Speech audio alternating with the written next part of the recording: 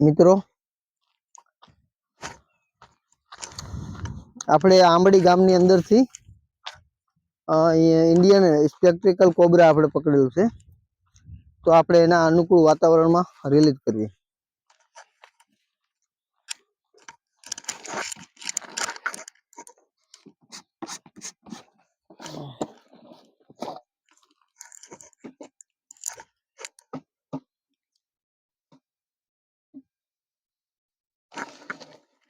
તમે જોઈ શકો છો મિત્રો, બહુ સુંદર એરું છે. 200 એરું ઇન્ડિયન સ્પેક્ટ્રિકલ કોબરા, જેને આપણે ભારતનો નાગ કહીએ છીએ, અને અતિ સુંદર એરું છે મિત્રો.